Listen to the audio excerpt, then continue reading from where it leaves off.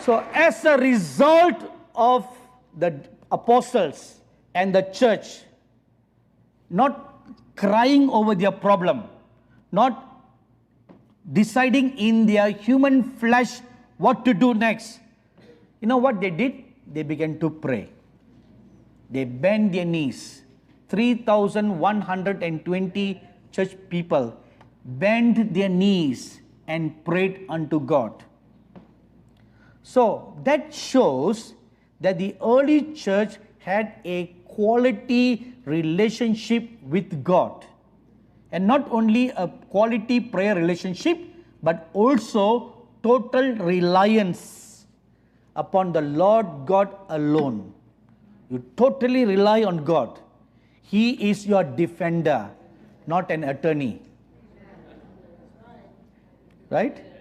He is your defender. You put your complete trust in Him. We live among a very corrupt legal system. In many nations of the world, judges are for sale. Right? Judges are for sale. I actually had a judicial magistrate once come to see me for prayer.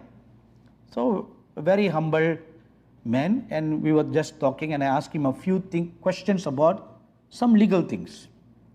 And so then I asked him, so when are you going to get promoted to the High Court or the Supreme Court? He said, I don't think I will get promoted. I asked him why. He said, because I don't accept any bribe. I was shocked when he said that, I said, what do you mean, sir? That's when he told me this. Before a judgment is passed, corrupt judges will call the offending person and ask him, how much will you pay me to pass the judgment in your favor? I was shocked, And I said, I asked the judge, I said, you must be kidding, don't you? He said, no, he swear upon his Bible. Judges are for sale. I'm sure you have heard about that even in your own country, right? So if that been the case, where can you get true justice? Only in the Lord Jesus Christ. We can only call upon the Lord to defend us. And when He comes to defend us, He can even overrule the justice of the land. Amen. Can overrule. So that's what they did. So as a result of their praying, what happened? Verse 31, chapter 4, Acts, verse 31 and verse 33 tells us, and when they had prayed, the place where they had gathered together was shaken. And they were filled with the Holy Spirit and began to speak the word of God with boldness. See, praying brought an anointing of the Holy Ghost plus boldness. And verse 33, and with great power, the apostles were giving testimony to the resurrection of the Lord Jesus, and abundant grace was upon them all. So praying church will become a church that walks in the power of God. It will manifest the power of God. As a result of this, chapter 5, verse 12 says, at the hands of the apostles, many signs and wonders were taking place among the people, and they were all with one accord in Solomon's portico. With great signs and wonders, the apostles were manifesting the works of God. And chapter 5 verses 15 to 16 says, to such an extent that they even carried the sick out into the streets and laid them on cots and pallets, so that even Peter came by, at least his shadow might fall on any one of them. So can you imagine, Pastor Sweet, this entire parking lot filled with beds, sick people, paralytic people, even dead people. And they are waiting for who? Tell me. Waiting for who? Okay, no, wrong answer. According to what we just read, it says they were all waiting for Peter. Peter was the main apostle, right? So for Peter to come out and walk among them. So if this scenario takes place here, they were waiting for who? Waiting for who? Wrong answer. They were waiting for all of you to come out. As soon as the doors open, all of you, when you go out, your shadows will heal the sick.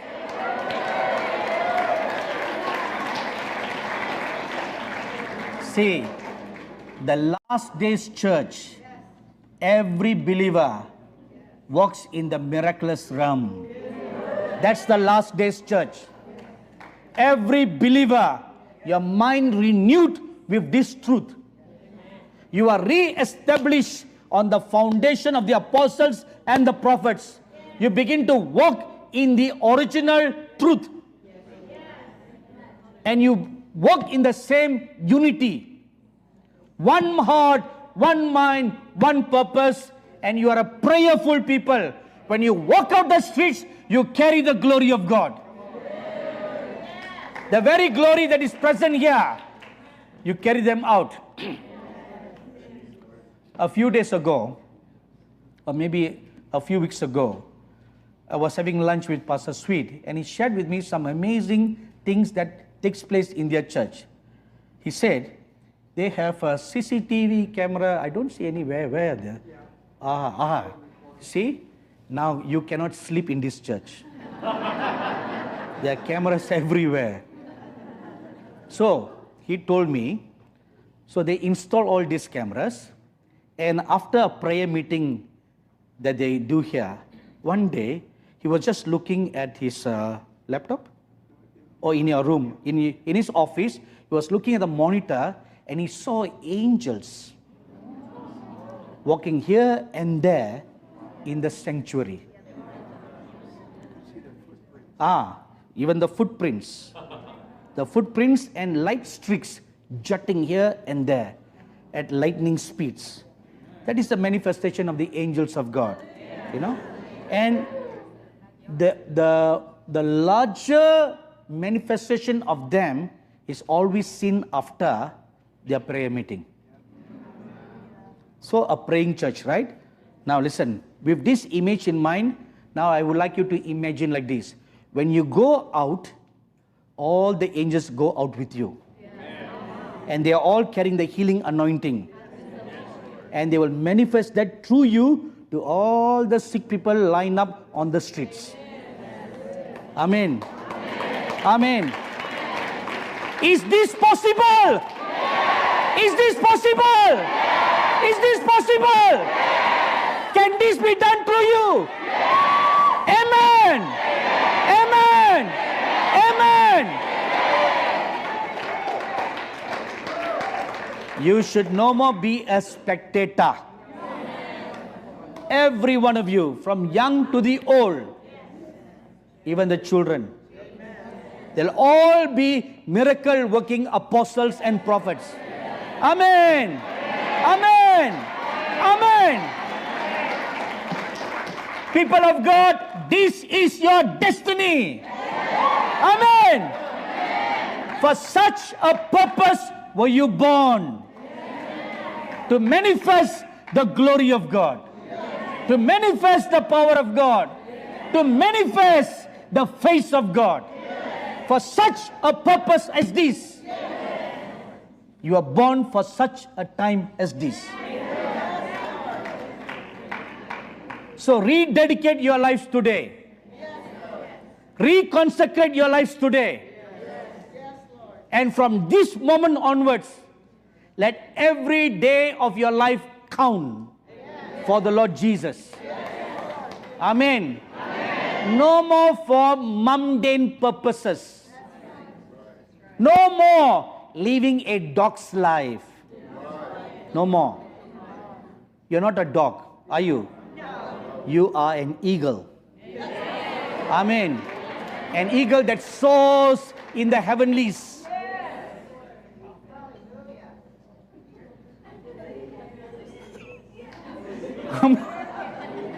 I don't see anybody, but I see some voices coming from. Oh, there you are.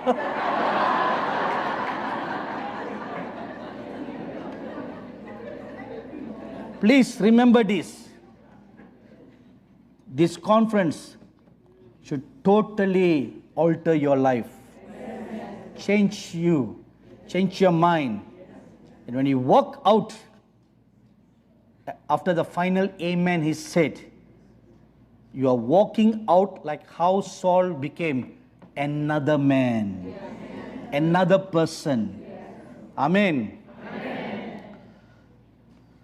So as a result of all these signs and wonders and the miracles, Acts chapter 5 verse 14 says, and all the more believers in the Lord, multitudes of men and women were constantly added to their number. Every day, new souls were added to the church. We'll have to tear down this building, you know, or buy a new one. Yes. You can't tear this building because it doesn't belong to them. Buy a new one. Seats 5,000. Amen. You believe that? Yes.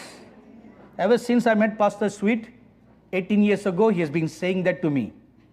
He's one man who believes that. And what you proclaimed 18 years ago, now's the time. Now's the time. Amen. Now's the time. Then with all these glories, another persecution came. Second persecution. Acts chapter 5, verses 17 to 18. And verse 26 to 40. The second persecution came for the early church. And when the persecution came, how was their heart attitude? Very important. Acts chapter 5 verse 41 says, so they went on their way from the presence of the council, rejoicing that they had been considered worthy to suffer shame or suffer persecution for his name. Look at their heart attitude. They did not cry. They did not feel sorry for themselves. Neither did they leave the church. No, I don't want to be part of this church anymore. I don't want to follow the Lord Jesus anymore. Oh, the heat is so strong.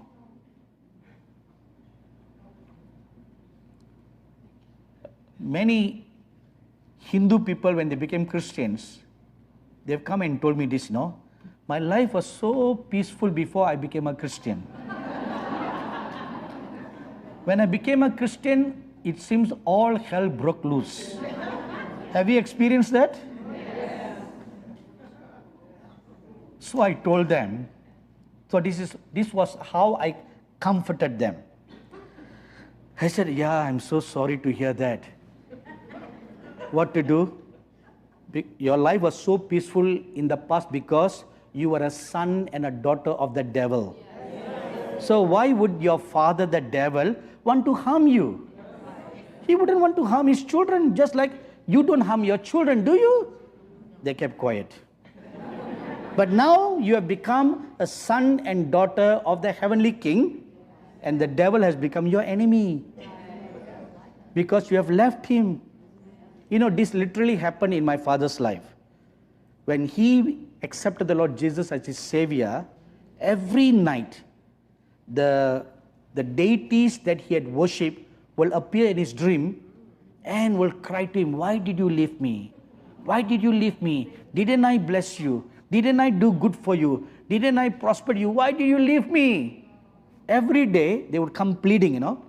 And when he was not moved, then following, the demons came and threatened him with dire consequences.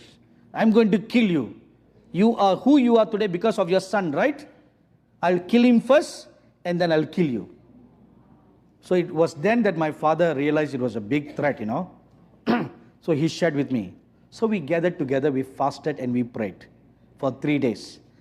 And from then onwards, the bond was broken for good. So, when you become a believer, it's not all hell breaks loose. It's all heavens have been opened. Amen. Heaven has been opened to you. So with heavens opened, now you can put on the whole armor of God to face your former father. Amen. So you don't want a father like that, do you? No. So, firstly, their heart attitude was right. They had a correct heart attitude. Secondly, Acts chapter 5 verse 42 said, they gathered together to pray even after being persecuted. They gathered to pray, to teach, to preach in the temple and in their house churches. House churches was a very common thing in the early church. And we must go back to that pattern. So in a sense, we should thank COVID-19 for bringing us back to the Acts model. So now we are forced in a way to gather in small groups, right? Big numbers not allowed. No, 100 people you cannot gather, 200 people you cannot gather. Okay, so gather in small groups. 10, 5, see? We are going back to the beginnings. You know why? In a small fellowship, it is back to the original pattern of the Lord Jesus, discipling the believers. Discipling. No more just preaching, discipling. This is the original pattern of the Lord Jesus Christ. Now as we are nearing the end, you must come a full circle. A full circle, come back to the original. And number 3, as a result of their heart attitude being right and they being a praying church, the result was Acts chapter 6 verse 8, chapter 8 verses 5 to 7 says, even the deacons in the church were miracle working men and women of God. They were all flowing in signs and wonders, just like the apostles. So that is the result of a praying church. And then you read about Saul. When he was struck blind, he was blind for 3 days. Acts chapter 9, verses 9 to 11 says that the apostle Paul, not apostle Paul yet, Saul sought medical treatment by the best ophthalmologist in Jerusalem. And he was tested with his eyes, and the surgeon said, you have what is called temporary blindness. Amen? Nonsense. Those of you who just said amen tells me you never read your Bible.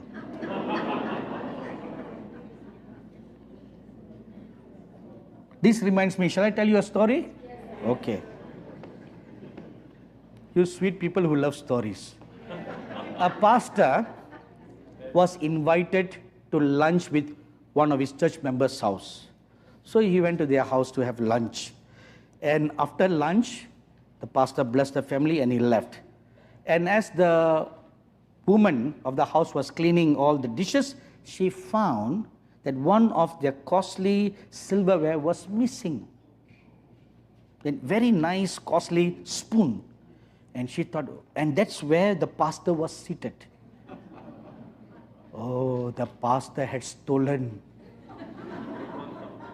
my very expensive spoon. She was very upset with the pastor, no? So each time she come to the church, when she look at the pastor, you are a thief. So every Sunday, she would feel in her heart to question the pastor, why did you steal my spoon? You know? And she just held on to that. After a year, you know, she couldn't keep it anymore. She was about to burst like a volcano. So she confronted the pastor. Pastor, why did you steal my spoon? The pastor looked at her and he said, I did not steal your spoon. I left the spoon in your Bible.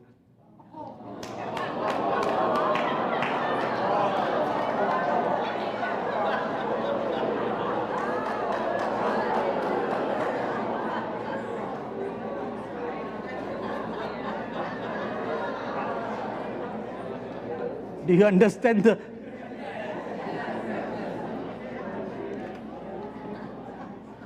So all who said amen earlier, I left the spoon in your Bible.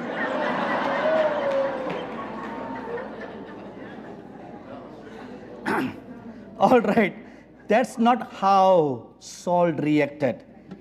It says he fasted and prayed for 3 days. He fasted and prayed. He had an encounter with God that brought repentance in him. And he fasted and he prayed for deliverance. And he was set free. So that became the foundation in the Apostle Paul's life, prayer. For all the great miracles that he did and God worked through him was because of his prayer life. And then you read in Acts chapter 9 verse 31 that the churches in Judea, Galilee and Samaria experienced a great revival. So how did the revival came? Number one, they were edified. How were they edified? By the teaching and the preaching of the word of God. And secondly, they walked in the fear of God, the whole church. And thirdly, they were praying church. They had fellowship with the Holy Spirit. And fellowship with the Holy Spirit is a term which means prayer. So the whole church was a praying church. They walked in the fear of God, and they had a strong teaching and preaching of the word of God. As a result, all the churches in Judea, Samaria, and Galilee experienced great revival. And then we read about the Apostle Peter. So he went to a city very close to where Cornelius' family lived. And at the time that he came to visit the family, it was about lunchtime. So they prepared a great feast for the Apostle Peter. And it took a long time to prepare lunch. So what would anybody do in the meanwhile? Like a pastor, if the pastor is invited to your house for a meal, they will just sit and fellowship with the family, right? They just fellowship for an hour or two until lunch is ready. And then they said, lunch is ready, right? But look what the Apostle Peter did. While food was readied, he went to pray. He went to pray. He did not waste time talking or fellowshipping with the family. As a result, he had windows open. He entered into a trance, and a new door was opened for him to go and minister to the Gentiles. So we see that prayer was the epitome in the life of the Apostle Peter. And because of his prayerful life, Acts chapter 9 verse 32 to 34 and verses 36 to 40 tells us he walked in the miraculous realm, healing the sick, casting out demons, raising the dead. All this was a result of him being a prayerful person. Finally, the Antioch church. We read in Acts chapter 13, verses 1 to 3, that the Antioch church was a praying church. Great importance is given to prayer in the church.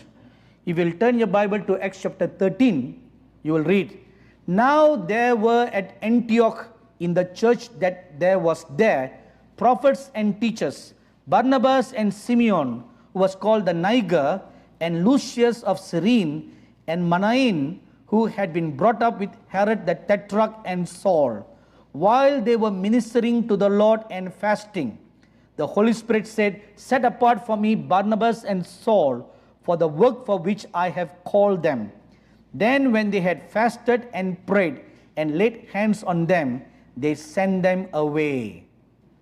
From these three scriptures, we find 3 points. Number one, The Antioch church had a corporate company of elders, apostles, prophets, and teachers. They were all together in one place. Secondly, they were ministering to the Lord. The term ministering to the Lord means praying and waiting on God. So it's a corporate church that just waits on God, to what God will speak, to what God will tell them. So there's much worship in our churches, much praying in our churches, but we are lacking in waiting on God. So it was under such an atmosphere, when they were waiting on God, the Holy Spirit spoke. See, a revelation of the will, the purpose of God is made known when the church waits on God. Thirdly, they were fasting. So corporate fasting was a common practice in the early church. In fact, I once read a church tradition, early church tradition, that every Wednesdays and Friday, the early church fasts and prays. That was their custom. And many Messianic Jewish believers, they practice that. Wednesdays and Fridays. Almost all churches in India, they have a fasting prayer meeting on every Fridays. Whole church, they gather to fast and pray. And then they also have all-night prayer meeting once a month. These are some things that are missing in the Western church that must be brought back.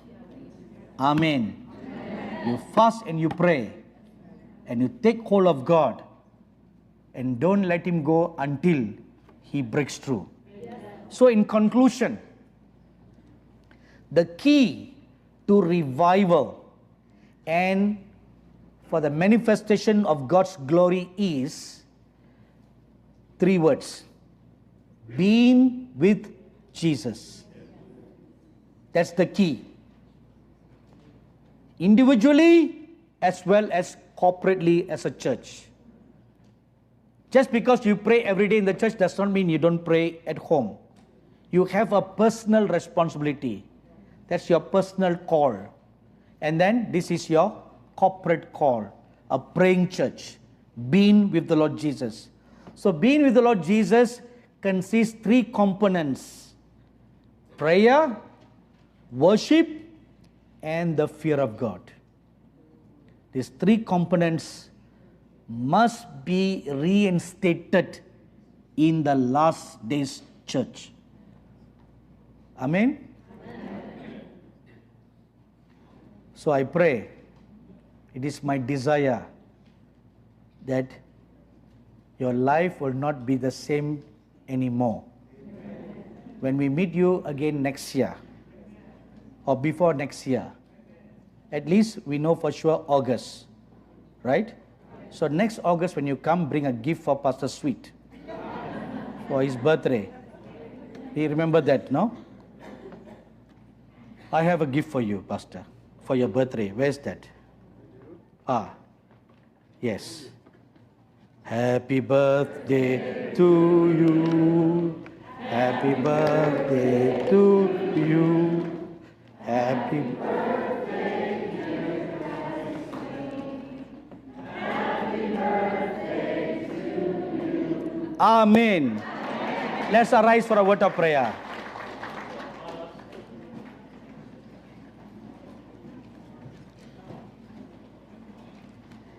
Then sings my soul, my Savior God, to Thee. How great Thou art! How great Thou art! Then sings my soul, my Savior God, to Thee. How great thou art. How great thou art. Let's be still and quiet before the presence of the living God. Thank you, wonderful Lord Jesus. All those of you who are still sick and need a healing, take your right hand and you put on the part of your body where you have a problem. Thank you, wonderful Lord Jesus.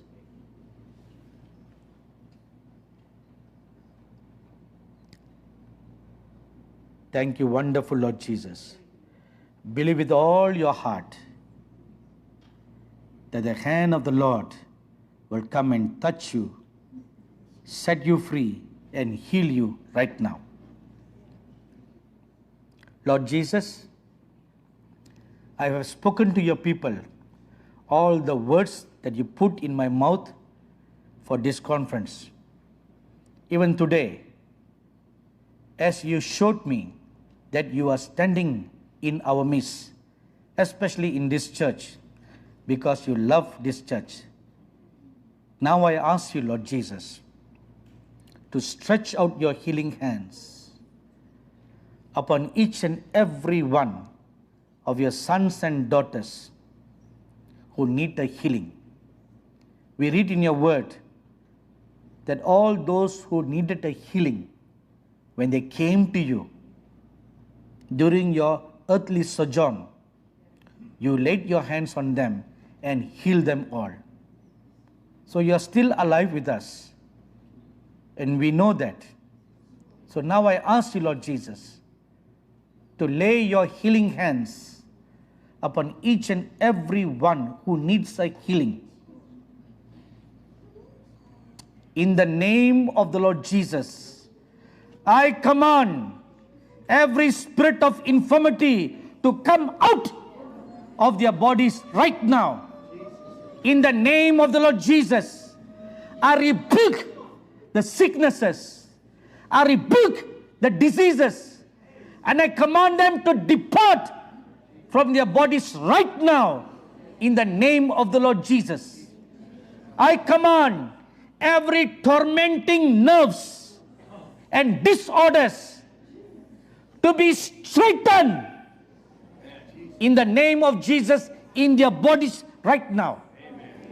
I command every disjoint organs, ribs, bones, be straightened right now. Go back to your original position right now in Jesus' name.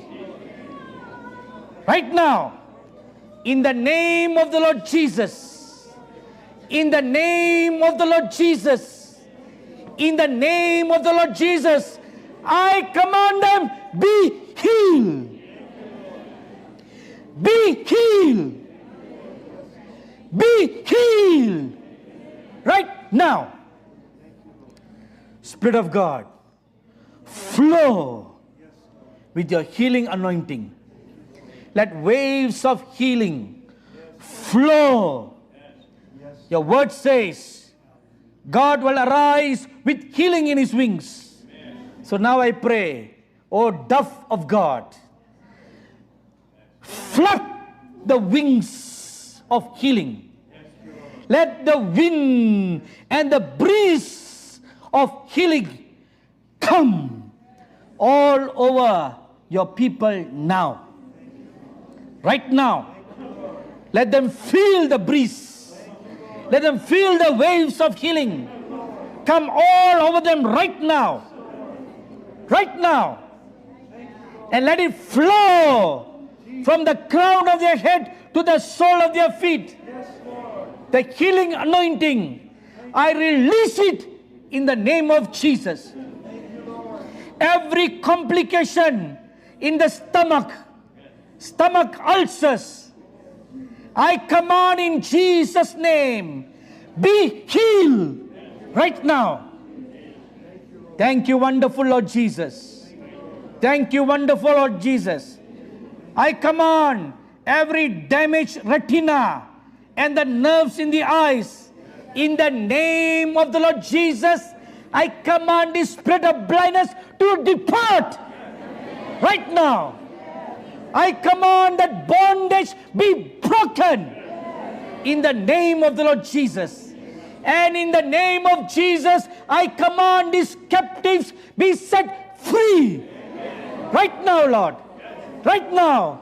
In Jesus' name, I take the axe and the sword of the Lord and lay to the root of the sickness in your children's lives, and I cut them. I cut them. And I command them, be loose and be set free. Flow. Flow, spirit of healing. Flow all over their bodies. Let them tangibly feel the healing anointing flow all over them right now. Let them feel the gentle breeze, a river of life flowing within them, bringing a healing and a cure. Thank you, wonderful Lord Jesus. Thank you, wonderful Lord Jesus. I command every manner of speech impediment in the name of the Lord Jesus. Let their tongues be let loose right now. I command them, be healed. Thank you, wonderful God. Thank you, wonderful God. Glory to the Most High God, who lives forever and ever. Come on, everybody, lift up your holy hands